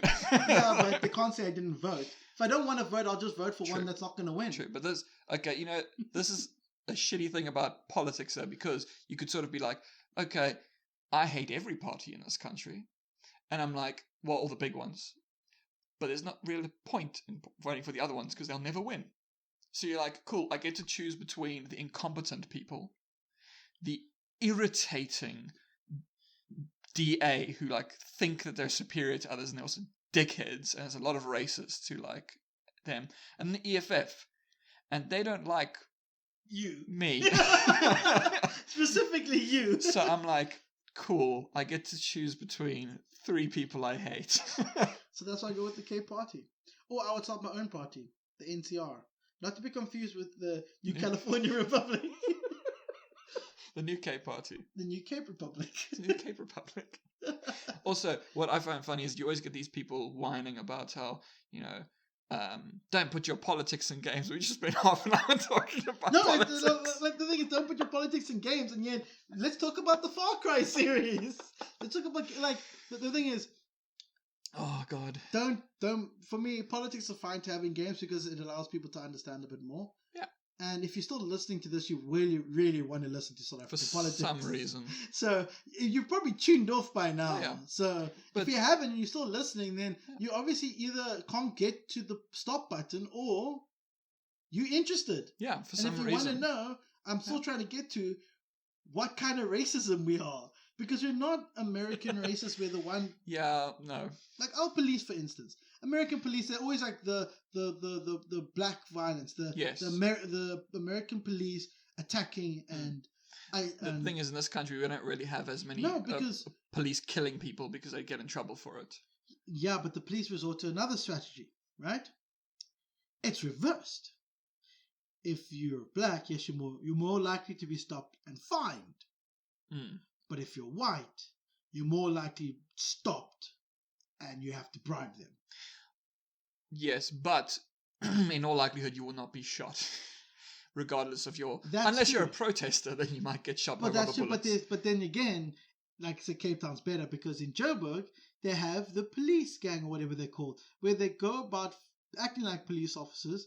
And eventually, when you pull over because the police is pulling you over, they kidnap you, hijack your car, drive you to a dark field, and keep you there until midnight, where they will then proceed to withdraw your account once, as much as they can to the limiter, and then when it skips over to 1 o'clock, they'll withdraw your account again. And there's nothing you can do about it because then they're gone. And if you don't keep your mouth shut, once they got your information once, that's it. They don't need you. Yeah. But they will let you go. But that's because it's a lot harder to outrun the police when you've got a murder charge. Yeah. But they're still capable of beating you within an inch of your life. No, definitely. We're a very corrupt country. So the NCR plans to take the country by force. Okay. If I can raise enough funds, I will organize with we do have actually like good gun laws, so it'll be difficult to arm yourself. No, I don't have to worry about that. I just have to worry. Basically, I plan to go to China for backing. Okay. I will give them all our raw resources. Okay. Right? Help us win the battle. After we win the battle, I will cut them off and say, try invade my country. China will come invade my country. I'll go to America and go, hey, Wuhan has arrived. Being the person, not the city. Anyway. And now, you see, and now, dear listener, we know why Tristan is not in charge of a country. Yeah, but I'll be a grandmaster at RTS games. Okay, never mind. It's grandmaster, something different. I was about to say, no, because I confuse it with a grand wizard, which is something very different. I was like, you don't want to call yourself that. That's a racist. Do you know what a grand wizard is? Yes, it's the top guy of the KKK. Yeah. Also, a virgin past his 40s. Easy. Yeah. Exactly. I know there's a certain age, and someone's explained to me how a virgin becomes a wizard, and then the longer they go, the more experience in wizardry they become. I'm just curious. Did no one ever tell the KKK that sounds ridiculous? The Grand Wizard. To call yourself a Grand Wizard. And then I actually saw a documentary of the KKK. It was basically they aren't so bad, and they're like, no, we believe in white supremacy. You're like, okay. That's fine. I believe in colored supremacy, but it's what you do with that feeling that we have to take a look at. And then they're like, oh no, we help the community. We don't even care. We even signed a black person on. I'm like, then you're not doing your job. Well, they're doing the best they can with the resources. And they're trying to show off the nice stuff. Like, there's a woman that makes all the clothes, and then the reason why some people became white supremacists, they have a gang mentality without proper gang violence like we know it. Well, I mean, they did. A family is poor. They did have or lynchings. Suffering. They did things like that. But a family is poor and suffering, so they reach out. Say, here, we're going to give you this and show you, no, we're actually better than other people because we're willing to help you. Then they come on board, and then they get the funds, like in a gang, in a mafia, you're going to have that hierarchy. And they built that up. The only problem is they haven't run it like a business like gangs do. They're still running it as a charity for white people that spawn white supremacy. Yeah. And then they get all violent and all hee-haw, woo, fire my gun into the air. But my thing is this. You're just bitching until you do something. Because until you do something... Oh, a lot of the time they won't do anything. Because I want to see it. I'm waiting. I watch Fox News every day to get the trailer for KKK, white supremacy, Aryan Brotherhood versus Black Lives Matter. I'm waiting for it. It's going to have to happen. Trump is too quiet. He's probably fortifying some mountain somewhere. Probably putting his face on Rushmore at the back where no one can see it. You're like, we have a new mountain. I think he's currently... I think he's currently hiding in a golf resort. In a golf resort? Planning his next move. Yeah. And or just sulking. No. Which is also possible. No. I think is he still banned on Twitter? Yes, but I think they might reverse it. But, that poor puppy. Losing his Twitter. It was his favourite thing in the world. Also, we've been talking about politics for half an hour, and we spoke about games for 1 hour. Oh, shit. So wrap up with the last bit of game talk? Well, I finished all the game talk. Not really. What have you been playing recently, Justin? Finished Hollow Knight. Would you like to explain? It was delightful. The correct pronunciation. Delightful. Delightful. How dare you? Yeah, I've been playing that because it was great. And I love the art style. It's very pretty.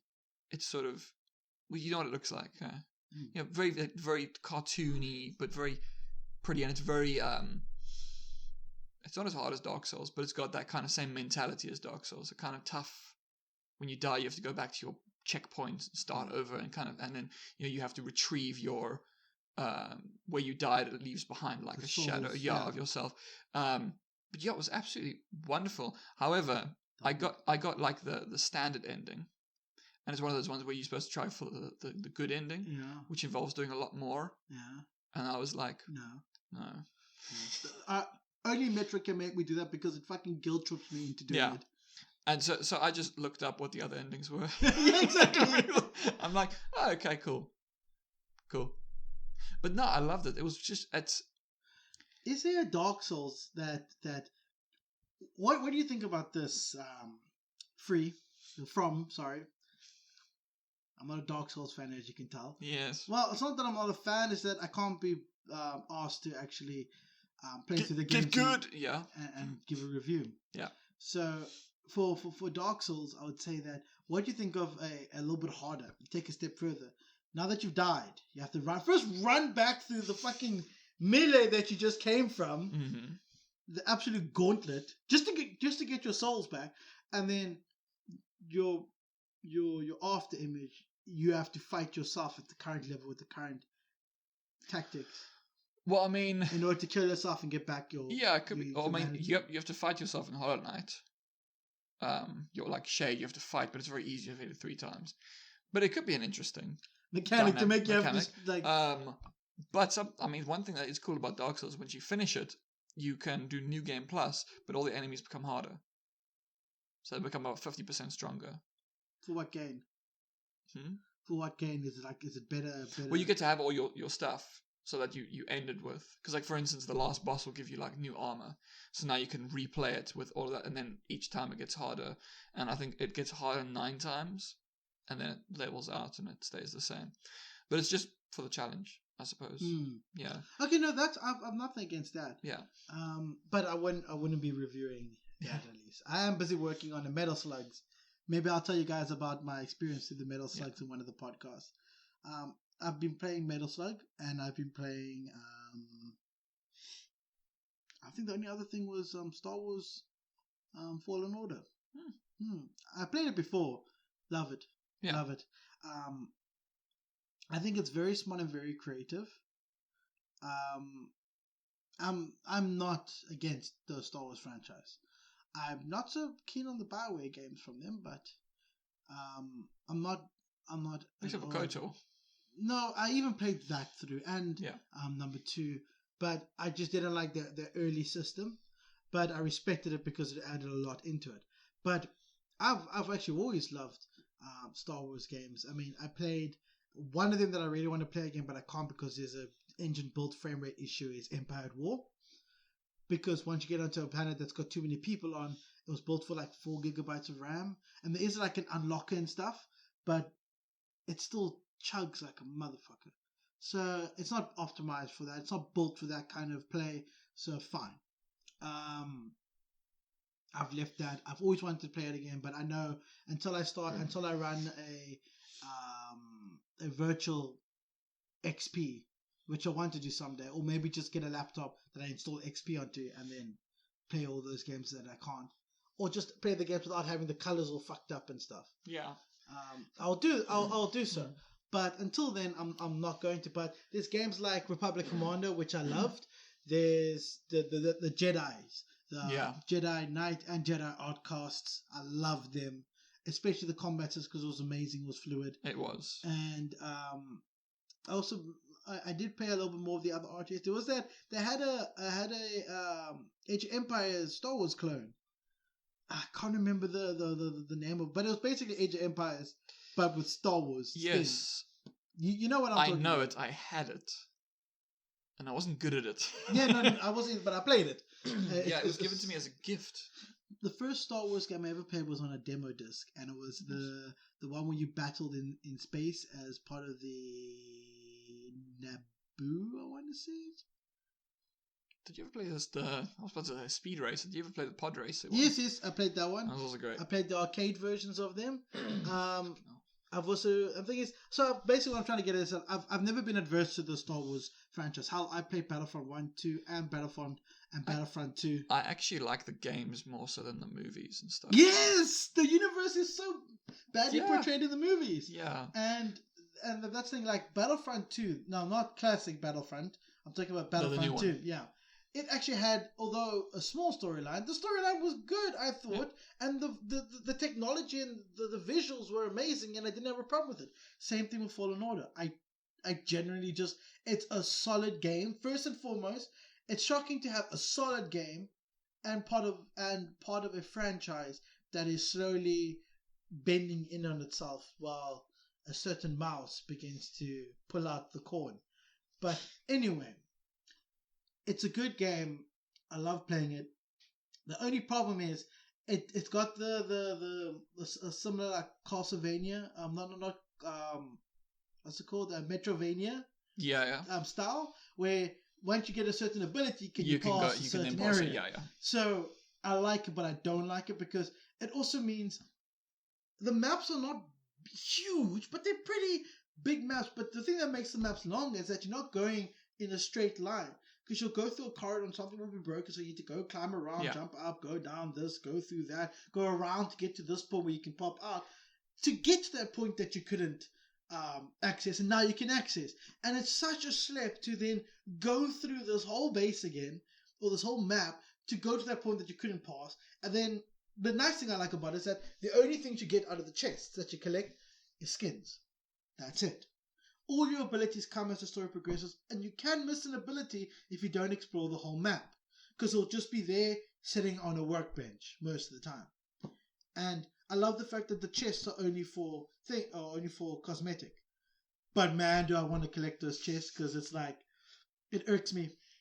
And I now have to go through the pace, and they show you've missed this much secret areas and this many chests.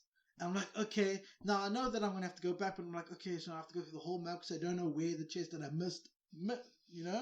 And then I start to go into the new area, and sometimes the new area could be actually a story area, so you have to go like, Kashyyyk was the worst for me, because the story, okay, Kashyyyk is both the best and the worst place for me. It's big, but it's like that obstacle big, so it's tedious. Yeah. But it also has one of the coolest map progressions out of the game. And so I love it. I really do. And I'm looking forward to finishing it again. But at the same time, it's like, I also don't want every Star Wars game to be like this, because it was good. The story is great. The combat is great. The game is great. I just feel that the second time playing it, I'm starting to realize how tedious the map progression, because the story goes pretty quickly. Yeah. But what sinks your time is making it, is navigating or exploring those maps. Yeah. And that irks me. Yeah. But yeah. Oh well, I'm glad you're enjoying it. I really recommend that you play it. If not, if you did catch the Star Wars Battlefront 2 on Epic for free, then I suggest you play that. So I think it's a cool storyline. Yeah. Like, it mostly focuses on three stormtroopers. They're part of an elite stormtrooper faction. Like, I can't remember their name and stuff, but like the Raven, or I don't know. But they're this elite group, and then they realize that the Empire's pretty shit. Yeah. And they become rebels. Well, two of them become rebels, and the one, it's that, like the two go, the one comes, one becomes the main enemy. Yeah. He's like, he's now become a Sith Lord or something crazy like that. But basically, that's the dynamic, and I think it's really good. Yeah. And they do give you things like, I love looking into the things that Luke has done. Yeah. Before he got old, like, I love when first you play and you meet Luke, and then you play as Luke, and it's like, I know it. They can add this in because now Disney and EA, now we can make it canon. But it's nice to see what Luke has been doing to fight against the Empire, preparing for the inevitable downfall of the Empire, and I like that. And as a side note, please watch The Mandalorian when you can. I can't say any more to that. I do want to get around to it at some point. Get that Disney Plus account and watch it. But all I'm playing next is, for upcoming videos, I have to play a bunch of shooters. Yes. So I'm going to be playing Bulletstorm again, playing Doom 2016 again. I'm going to be playing Painkiller again. Other ones. What was you thinking of one? Gears of War. It's not a third person. It's a third person, so I'm only doing first person. Oh, you're doing first person. I also didn't like Gears of War. No, I didn't. I was trying to play it on the Xbox this morning. I found it kind of boring. Yeah, it's very tedious. It's like, they're heavy, and even on casual, these guys soak up so many bullets before they drop, and I hate the big style, like big muscles, big suit, everything. But it doesn't look like cool armor big. It just looks like they big, disproportionate people. I also don't like it. I hate that art style. I think it looks crap. And everything is grey and brown. Yes, it's from the grey and brown era of games. I was about to say, that's from the era. the era of the grey and brown and super specular. Where everything had to look realistic. But they made it grey and, like, desaturation is not realism. Yeah. But that's what people think. You know. Also, I love how we were like, oh yeah, like the realistic military shooter thing, and you're like, you know, Call of Duty's never been realistic, right? No. And now it's just realized it's like a James Bond movie. It's like people doing like all sorts of shit. It's not. Although I will give props to Call of Duty, the World War World War II, is it? World War or World War II? Because there's one called World War II, the newest. World War II. I did give it a play, and I think I think they really tried really hard to go back to Call of Duty 2. I do actually want to play it because I love the World War II stuff. No. I would recommend you play it. I have it. I do actually have it. So it does have some of those things that it kind of feels like, okay, they try to change it up here. They try to do something different. Yeah. Or they try to bring the modern mechanics into a thing. But I, for one, believe that, first of all, I love it. I really, because I'm obsessed with the World War 1 and 2 games. So when I got a chance to play that, I was in there, I was playing it, and it actually does feel nice. It's nice protagonist, nice story driven. I love it. There was also a game I checked out where it simulates trench warfare. That was cool. There is a new game coming out that I'm looking forward to, but it's based on the Italian front of World War One, which you never really see.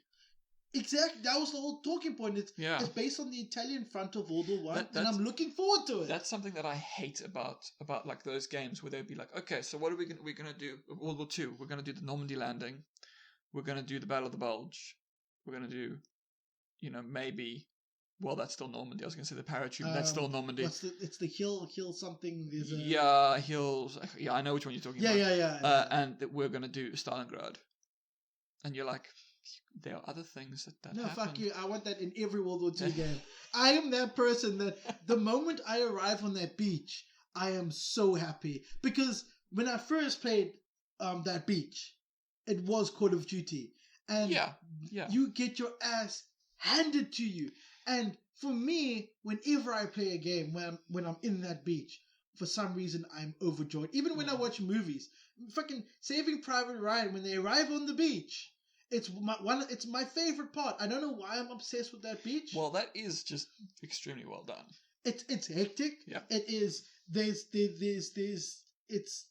it's brutal. It's everything that war is in that essential scene. When someone has superiority in weaponry, doesn't mean they're gonna win it. Yeah. And it's the high ground in the sense. Yeah. And I would play Normandy Landing. I would play in every one of my World War II games, even if it's only one part. Give me Normandy Landing because that's my thing. You can take everything else. Like I don't really care about Stalingrad and all that, but Normandy. Keep Normandy for me, please. But I would like to see, because I mean, there are lots of battles in World War II. I would love for them to do the battle where the British tried to take Greece? They were fighting for Greece. Well, you might be thinking of Gallipoli, which is World War One. They were going up against they were going up against the Ottomans. Yeah. And they lost. No. It was something to do with Greece, but anyway. Well, this one's Turkey. I would love to see the Australian South African front in Cairo. Also, one that I did play one game that had it, but the Pacific War, Americans versus the Japanese, that isn't shown that much in. There was a game that made me fall in love with dogfighting, and it was specific something. I can't think of the name, but that game made me fall in love with that time. And then there was another game that was also based on the whole retaliation after Pearl Harbor, and I loved it. And then obviously I got into War Thunder because of the planes. But I agree, but I also disagree because it was really one. Well, you agree with wanting those, but you agree with there should be others. Yeah, no, the thing is, the Japanese just failed. Yeah, there was like. It felt too easy for America to win that. It was a long drawn out thing because it was difficult because it's on lots of islands and stuff. So it was a difficult situation. The Americans were pushing that, but also the Australians were pushing. Yeah.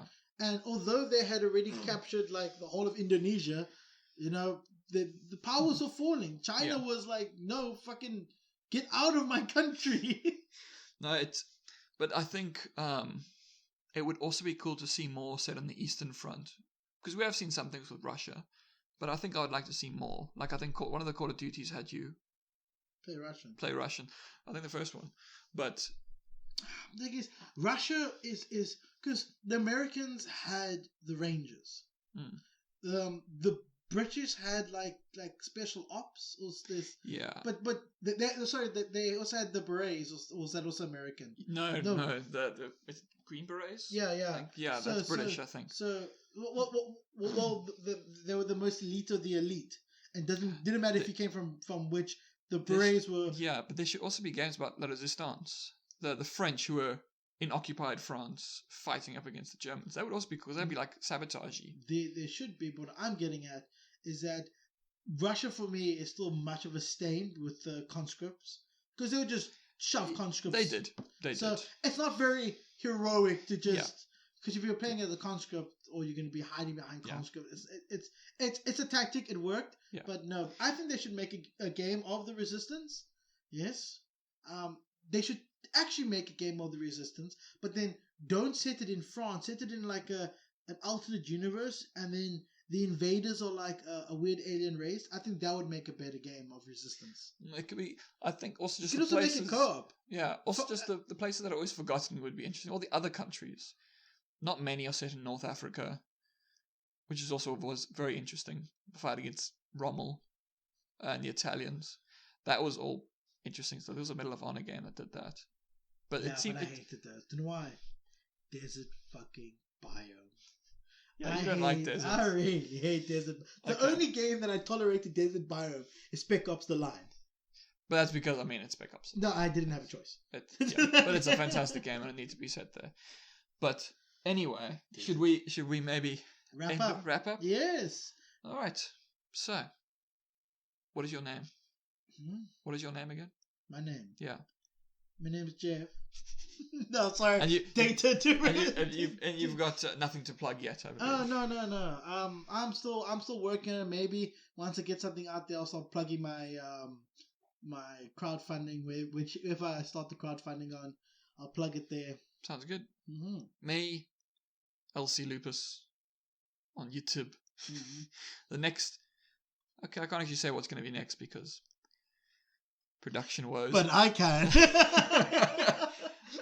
There will be a video. It'll be either about one thing or about another thing, depending on production. Depending on what we refer to as the Destroyer. Yes. If she's around. Other than that, LC_Lupus on the Twitters, where I usually talk shit. Did we haven't actually plugged, did we plug your trash review? Your nostalgia review? No, I don't think so. Yeah, GTA, I made a GTA and nostalgia, mostly where I'm like, talk about how much I used to love it, and then realizing reality, which really people should do. Or just Tristan's opinion. Or his bad opinion. That turned out to be true. Which I think we should all look back at the things we had nostalgia for and realize that they're actually not as good as we think they were. I do that by myself, though. Yeah. I will download that game that I haven't played in ages. Yeah, and then you go, oh. There was a game I downloaded and I was more impressed with, though. That can happen. But usually you go, you like go, I should have just... Yeah, I should have just left it. It was really good in my head. It was like really good. Yeah. But yeah, so that's about it, I think. Yeah. I'll plug other things when they come around. Yeah, when they come around. Yeah. For now, we just need to keep going. Yeah. Keep surviving. Hopefully. Keep sponsoring the 2 Cents Report. Poverty Cast. Acquisition costs. It's now a political show.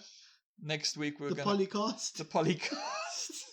that could be something else though. Next week we're covering holidays. And we'll be called the Holocaust. The Holocaust.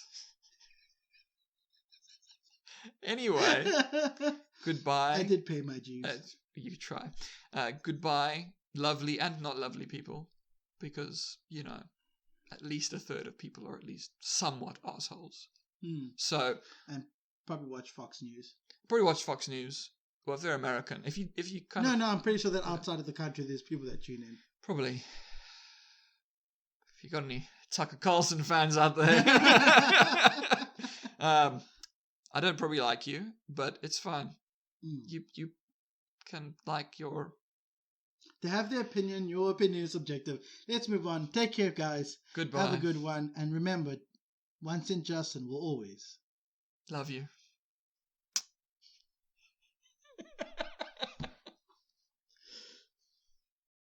The outro is dead, guys. I'm sorry. The outro is dead.